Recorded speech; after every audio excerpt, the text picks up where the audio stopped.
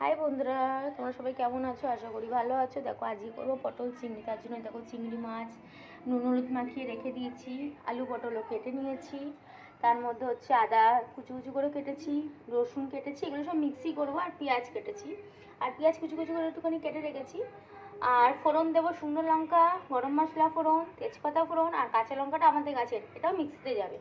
চলো দেখো বন্ধুরা, এর মধ্যে আমি তেজপাতা, শুকনো লঙ্কা, গরম মশলা ফোড়ন সব দিয়ে দিয়েছি, একটু জিরে ফোড়নও দিয়েছি।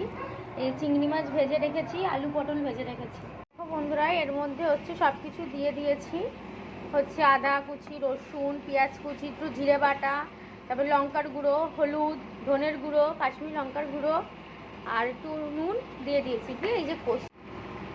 দেখো বন্ধুরা, অনেকটা প্রায় কষা হয়ে গেছে। এবার আমি এর মধ্যে আলু পটলটা দিয়ে দিচ্ছি। আলু পটলটা দিয়ে হালকা একটু জল দিয়ে একটু কষে নেবো, তাহলে কি একটু খেতে ভালো লাগে। আরে এক হাতে ক্যামেরা ধরে ভিডিও করতে ভীষণ অসুবিধা হয়। দেখো বন্ধুরা, আমার পুরো কষা প্রায় কমপ্লিট, দেখতেই পাচ্ছ কষা প্রায় কমপ্লিট। এবার এর মধ্যে একটু জল দিয়ে দিই, বেশি জল দেবো না, কারণ হচ্ছে বেশি জল দিলে গামাখা গামাখা রাখা একটু ভালো হবে। দেখো বন্ধুরা, আমার পটল চিংড়ি প্রায় কমপ্লিট, ভালো ফুটে গেছে, আলুও সেদ্ধ হয়ে গেছে। এবার এর মধ্যে আমি একটু ভাজা জিরে গুঁড়ো, গরম মশলা গুঁড়ো ছড়িয়ে নামিয়ে দেবো। নামানোর করে দেখাচ্ছি তোমাদের ফিনিশিংটা কেমন হয়েছে। বন্ধুরা, আমি এবার পটল চিংড়িটা পাত্রে ঢেলে নিয়েছি। আজকে আমার কমপ্লিট পটল চিংড়ি। তোমরা এইভাবে রান্না করতে পারো, অনুষ্ঠান বাড়ির মধ্যে অনেকটা খেতে লাগে।